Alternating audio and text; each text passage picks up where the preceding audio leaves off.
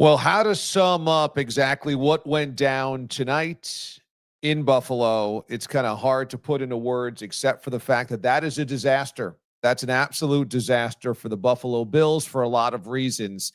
That one's really hard to take for a couple of different reasons. I think number one, that the Bills did not play their best football game, put themselves behind the eight ball dramatically, and then had a kind of chase over the course of the second half. And that should not be the case if you are contending for a Super Bowl. That should not be the case if you are one of the power brokers of the NFL. And so I think there's going to be a lot of looking in the mirror and asking the Bills, and the Bills asking themselves exactly what they are, how good can they be, and are they truly as dominant as they'd like to believe? So tonight, we're going to break down everything. Welcome inside Bill Matic, the post-game show that I'm hosting. You can catch me usually weekday mornings on Mad Dog Sports Radio, Sirius XM Channel 82. I'll be on the air in about 6 hours from now. Here's the deal about tonight's loss by the Bills. It hurts for a couple of reasons, as I just mentioned, because it pulls into focus that the Bills have been kind of playing with fire the last couple of weeks and getting away with it. And then tonight they did not, because the Patriots are better than the Dolphins. The Patriots are better than the Jets. The Patriots are better than the Saints. And since the season kicked off, the Bills have had a problem playing 60 minutes of their best football. If they're doing that in January, then all is forgiven. However, at this moment in time, we are now 5 weeks into the season, and they're having a difficult time getting off on the right foot or closing out games strongly. And that's a theme, and that's a bad theme right now for the Buffalo Bills. So we'll give you some good, some bad, and some mystical as well. But to me, there's a couple of reasons why this one hurts. That's part of it. You got to figure out a way to play 60 minutes of football with your foot on the pedal. Haven't been able to do that. Number two, it's impossible to ignore Stephon Diggs having a huge game and what Diggs did, what Diggs wrought as a member of the Buffalo Bills. I will say that the narrative of Steph Diggs in recent years acquiring leadership abilities is gag-inducing. I'm sorry, I just never liked Steph for a couple of reasons. Number one, I don't like guys that consistently make it about themselves unless you are one of the greats of all time. If you are that good, then I suppose you're going to get a little bit of leash, even if I don't love it. Steph ain't that. Steph has never been Justin Jefferson. He's never been Jamar Chase. He was not Calvin Johnson, Randy Moss, T.O., okay, Steph Diggs is a tier B wide receiver, and tonight had himself a hell of a game. But the idea that he somehow learned leadership the last couple of years, I mean, this guy's been on 3 teams in 3 years. You're telling me that suddenly the light goes off and he's a great teammate, a great locker room guy? I mean, I have a hard time believing that.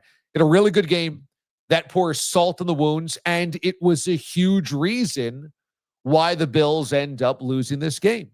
Drake May to Steph Diggs tonight killed him over and over and over and over again.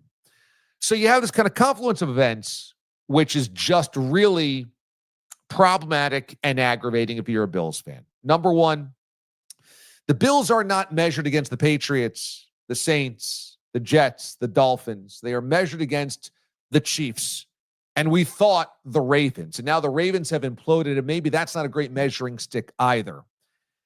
Number two, you have to be able to put together 60 minutes of football. I'm not sure why this has been such an issue for them through the first month plus of the season. And number three, what we saw tonight was a reasonably talented quarterback can make plays in this defense. And that was a fear all along. Lamar did it week 1. And then there's been Justin Fields, Tua, Spencer Rattler, And now we saw Drake May do it again here. So those are the big kind of takeaways from the game. Offense wasn't great. Run game was very mediocre. Defense gave up multiple third downs, which is always the thing that we're looking at with the Bills defense. And again, the inability to play a full 60 minutes of football. That first half was just ghastly. Those are the opening thoughts. Let's get to your shouts, which is your good stuff on the day, which, you know what? It's always good to start off with some good.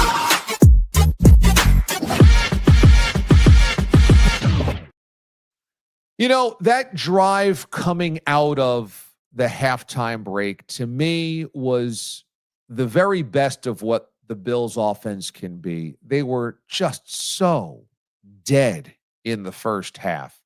And some of that is the Patriots defense. Some of that I just thought was sloppy offensive play and the turnovers and the penalties. But coming out of the halftime break, they had to put together a drive and did. They mixed the run and the pass. I thought Joe Brady really put together a really nice mix. Now, why that wasn't the case the entire season or the entire night, I should say, I don't know. But that drive itself, I thought, okay, they've clicked into rhythm, clicked into gear, found the mix they needed, ends with a touchdown. Very, very good. If you can bottle that drive up, which is what they did so much of last season and what they do in spurts, that's great. It was not enough tonight because you got to do that more than just once. The James Cook thing is Cook is the fire starter. He's the jump starter, the jumper cables. And on that drive, he had a big run, and that helped him kind of pick up some momentum. He was unable to do that so much tonight that was a real issue. And so I think the Bills will have to look in the mirror and look at the film and ask, what was it that limited Cook from so many big plays? And that was a real issue. And I also thought if you're going to grade the defense out positively in any regard tonight, it is that they forced the Patriots in a couple of drives deep into their own end to the field goals. And that kept this game close. Now, it should not be a game where the defense has to keep it close against the Patriots, but that was where we were, a couple of third down stops, forced field goals. And so you give the defense a passing grade there. That's about it. You want me to talk about the jerseys, the uniforms, the helmets? All right. These kind of frost ice jerseys, they were nice. They were good. I mean, my problem would be if you've got frost iced out jerseys, save it until December. I'd like to see that late in the season when you actually have some flurries coming down and it's not nearly 80 degrees in Western New York. Felt like a little odd. The white on white on white, I thought looked pretty cool with the outline of the numbers. Pretty cool. One thing I didn't like about the jerseys was that it felt like it was a matte silver on the numerals, a matte silver on the charging buffalo on the helmet, but then the sleeve patches almost seemed glittery. It might just have been because they're much smaller than everything else. And so whatever the light was hitting, it kind of looked almost like a sixth grade cheerleader squad. It was like bedazzled, glittery. I didn't think that was cool looking at all. But overall, jerseys, I thought passed the test, looked pretty cool on TV. It looked especially cool on social media, which is, I think, where most of these design concepts come from, looking to win social media. That's about the extent of where I can go with the positives here tonight. Let's start now with the negatives, which is the hard knock life.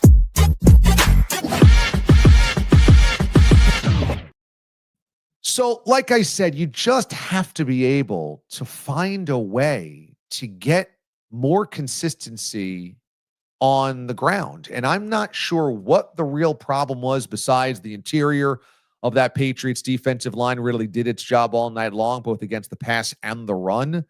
But if you are going to be a dynamic offense, then you're going to have to be able to break out some big plays and not just on cross your fingers that Josh makes a play in the broken field. James Cook had 15 carries for 49 yards tonight. 15 carries for less than 50. He was just unable to find space.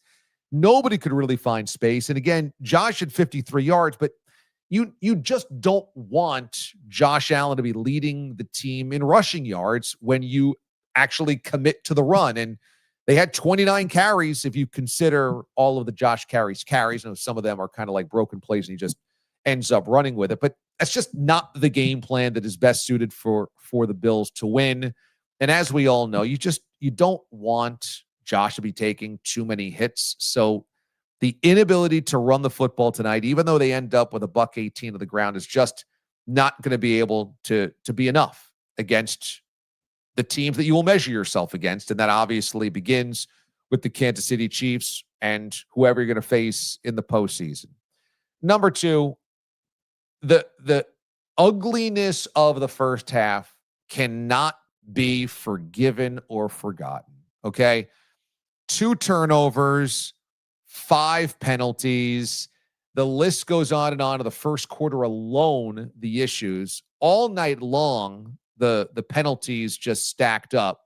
And that first half was as dreadful, as lifeless, as pathetic a first half as the Bills have had since week 18 of last year when Mitch Trubisky and Mike White split snaps. That was not a Josh Allen offense. And credit the Patriots D. Obviously, they played well, but think about the slow start so far to this season.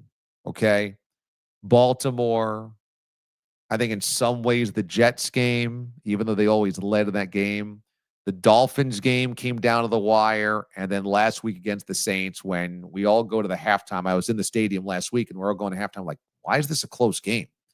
Happened again tonight. And starting fast needs to be a priority for this team. And what we saw against the Patriots is you let them hang around and they believed. And by the time the third quarter came around, suddenly the Bills looked frantic. And that only happens if you do not start the game well. That only happens when you are the ones chasing and the other team grabs a little bit of momentum. Again, Saints weren't good enough to be able to take advantage of that. The Dolphins not good enough. At the end, made some crucial mistakes. But the Patriots are. And the Patriots have elevated themselves to pretty clearly the second best team of the AFC East. So the slow start is kind of unforgivable against a good team. You can get away with it against a bad team. You can't against a good team. And the Patriots seem to be at least improved. If they are yet to be a good team, maybe they'll become a good team. But you just can't do that against a squad like the Patriots, who are looking just for a reason to believe against the Bills, who, have pounded them a couple of times into the sand. And the Josh pick is not good. It's a bad throw, and he had a couple of these. I mean, he gets bailed out on the far sideline because of the defensive pass interference, and it looks like it wouldn't have been an interception anyway. But Josh can't throw the ball into the middle of the field when there's double coverage. That snuffs out a golden scoring opportunity. And there's not going to be many times where you say he's part of the issue, he's part of the problem, but that was a really bad interception thrown. And at the end of the day, as we know, in a game like this, it just makes things more frantic. And it was a 13-10 Patriots lead. The Bills go in and score. They seize control back. And instead, it's thrown into the middle of the field into double coverage and picked off. And it's a great play by Jones to pick it off, but it again creates okay, now we're chasing. And 13-10 could have been 17-13 Bills. Instead, it's 13-10. Patriots go down the field, makes it 20-10. And now the Bills are in frantic mode. It's a bad spot to be. So that's a real crushing play on the night. Of course, Josh made plenty of great plays, but that was one that really comes back to haunt them in this game. And there's enough of those to go around in this game. The Tre'Davious White pass interference back of the end zone allows a play before the half. That's not great. Now, ultimately, they didn't capitalize on it. That was incomplete at the goal line, but still it allows that potential for a touchdown. So it's a mistake at the back of the end zone where White can't get turned around to see the play. And, I just thought that the officiating also, I did not think that the penalties on the Bills necessarily in the first half, the first 3 quarters when it was so slanted, were all that bad at calls. I just thought this is kind of odd that the Patriots aren't having the penalties thrown their way, that they're playing this incredibly clean game. But also, I'm not going to blame the officials. Ultimately, it almost evened itself out by the end. You had a lot of flags thrown in the fourth quarter on the Patriots, and this was just not the Bills' best effort. So I'm not going to look at the officials and blame the officials. It was not the Patriots' best effort, and they just have to own it. They have to own it. And like I said, I thought one of the more annoying narratives of the night was that Steph Diggs had suddenly, grown into this incredible leader because you saw him on the sideline, clapping. I mean, that's just about the lowest bar of leadership, I would say, clapping on the sideline. I mean, I guess we all missed what happened on the boat before the season and that interesting purple substance that he was sharing with some lovely ladies in a boat. I guess we're just all kind of like, oh, that doesn't equate to leadership tendencies he just somehow acquired over the last couple of years. And seeing him have a big game was obviously very obnoxious and obviously very annoying. Now you got to stop him. You got to stop him. And the Patriots did a good job in getting him in space, but the Bills got to do a better job in shutting him down because, look, you're going to face better wide receivers than Steph Diggs, and they can't all have career nights against you. I also thought that Drake May, who I do like as a quarterback, really made the Bills' lives hard over the course of this night by being able to get outside the pocket and extend plays. And when you have stationary QBs, obviously that secondary that the Bills have, which is already in question, is going to have an easier time defending the pass. Once you get a quarterback outside the tackles, now it's a lot of fire drills and, you got to stay with your guys. And I thought that defensive coverage broke down a number of times over the course of the night because May was able to get out of the pocket. He also is excellent throwing on the run. And so you got to give May credit there. But this was a Bills defense that got burned multiple times because as soon as they lost contain on May, he was able to get that extra second or half second to complete the pass, complete the play. So a lot of tough things coming out of this. And, another tough part of this is simply you are looking to only lose, 3 times this season if you can really do what you're supposed to do. And you're trying to get that AFC Championship game at home so that the Chiefs have to come to Highmark. I know we're getting ahead of ourselves because it's early October and who knows what it looks like in January and anything can happen. But if you got to get through the Chiefs because the rest of the AFC looks very lacking. I mean, the Chargers lose again back-to-back weeks. The Ravens are on life support. The Texans are 2-3 and maybe coming around, but I mean, who really fears the Texans? The Steelers, are you worried about? I mean, it's the Broncos because they won in Philadelphia. What you're setting up for is what you look like in the playoffs seeding wise, okay? And what you had a chance to do tonight was move to 5-0 with the knowledge that the Chiefs have 2 losses. And that is significant because, of course, they're going to play in a couple of weeks in Buffalo. And if you can go in that game with at least a 1-game lead on them, but a 2-game lead, it means the loss doesn't tie you and then put you in a tie-breaking situation where the Chiefs have the advantage. And again, it's going to be early, but you're already thinking about where are those games played in January because this season is not defined by whether you win the AFC East or get to the divisional round. It's obviously a Super Bowl. And so you come out of week 5 and you go, all right, the good news is they have yet to play 60 minutes of good football, and that should come at some point this season.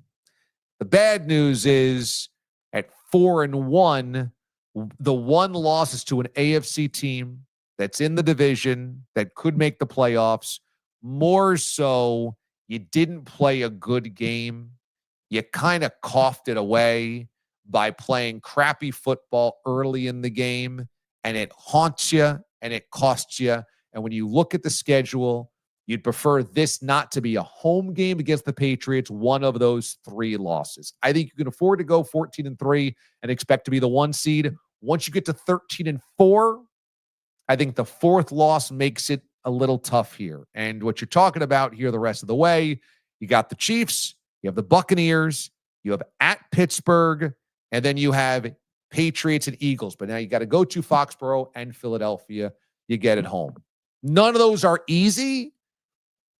Now with this 1 loss, you kind of have to only be able to lose 2 of those games to feel comfortable, I think, in getting the 1 seed. And there's always the Chiefs tiebreaker that's going to be factored in here. So that, to me, is kind of the big takeaways from tonight's game. I'm going to give you a little mysticism, though, okay, on our way out, because we always like to give you some reasons to believe that this year is just a little bit different.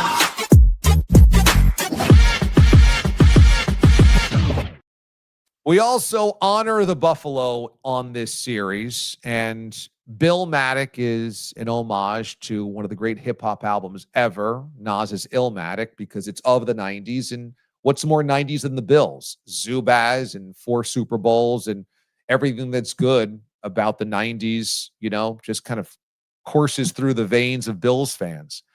And I am reminded watching the Patriots that they also were doomed to failure year after year, close but no cigar throughout their tenure. Now, they never had 4 Super Bowls in a row, but they had good teams that lost and came close but no cigar. 85, they get to the Super Bowl. They get absolutely waxed 46-10 by the Bears. 96, they get to the Super Bowl. There's Bill Parcells, Drew Bledsoe. They get beaten by the Green Bay Packers. They had the years with Pete Carroll. Year number 1 with Bill was no good, Bill Belichick.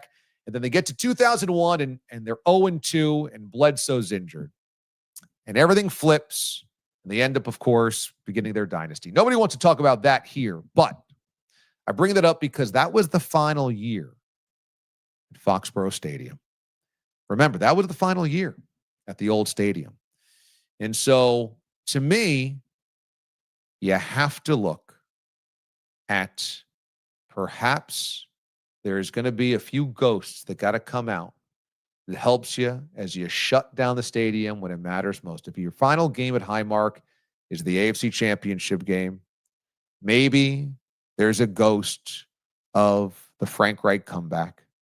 Maybe there's a ghost of one of the great moments in Bill's history that kind of flowed through. Maybe there's just a gust of wind. Maybe there's just something, a bounce of the ball that goes your way. Remember that Foxborough was not known as a place that people couldn't go and win. And yet here they were in the tuck rule game, and a call goes your way in the snow, and Adam Vinatieri kicks a field goal through a snowstorm. Final game ever at Foxborough. Perhaps that's what you're looking for, to honor the buffalo, a sacred animal in so many indigenous cultures. Maybe that's the recipe for finally breaking through. I will also tell you that last week was such a fun time up in Buffalo. We had such a good time. I went up for the game, and I love my peeps over at Sandbaggers in Hamburg, New York. They are great, and we had a great time over there. Check out some of the...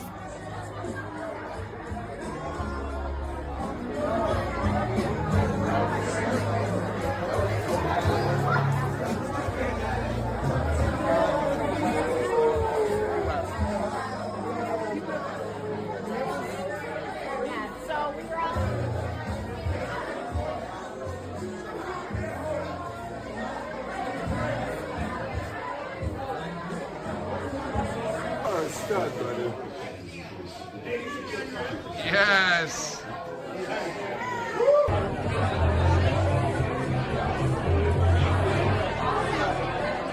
All right, these are my new best friends because they're the only ones in this bar that bought me a drink. I bought everybody else a drink. They bought me a drink. Cheers, guys. Go Bills! Go Bills! Go Bills!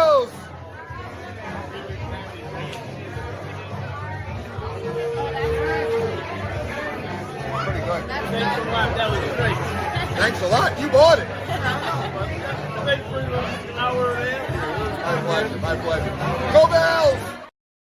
Thanks to Sandbaggers for hosting this amazing event last Saturday. We had so much fun. And my wallet took a beating, but I love doing it. Bills fans are amazing. And I just loved being able to meet so many of them that had listened to my show for a number of years. And some who just kind of came by and stopped in and were like, oh, this is awesome. And then kind of connected with the show. Some had watched this post-game show on my podcast, the Bill Matic podcast, and stopped on by because they heard the news.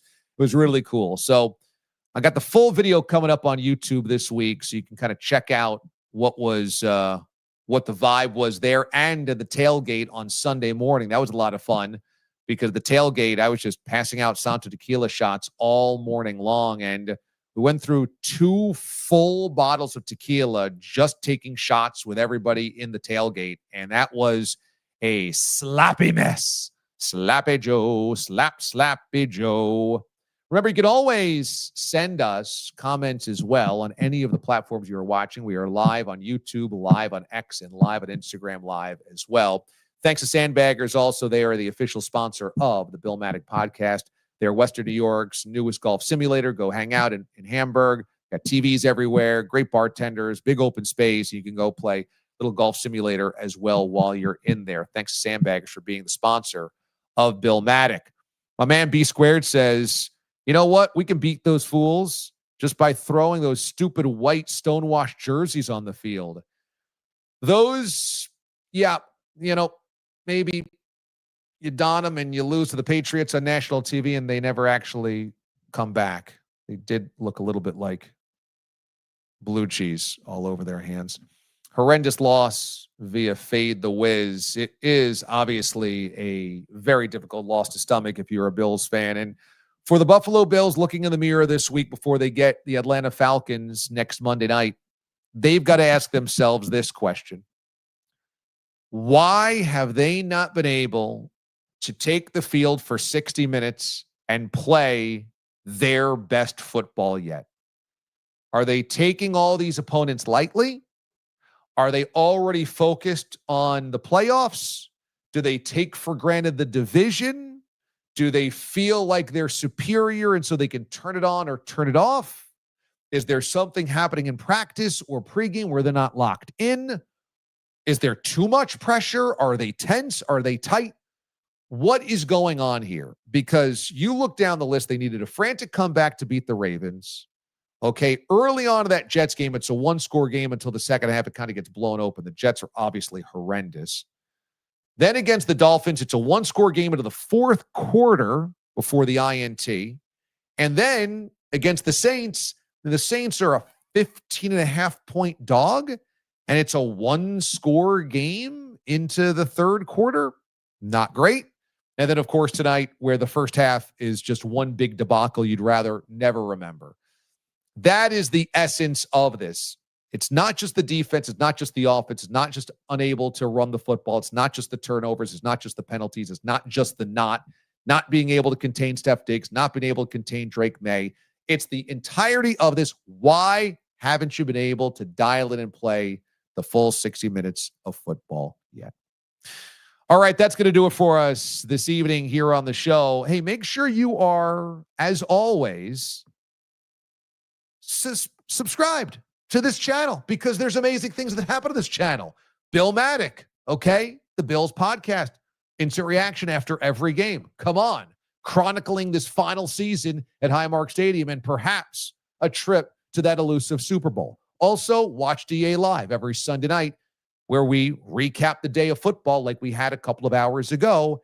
And throughout the week, shorts, videos, takes, interviews, Q&A, long-form interviews, and so much more. Make sure you are subscribed to the channel. Click on this button below me and stay tuned because we've got an Ask DA Anything coming up this week for members of the channel as well.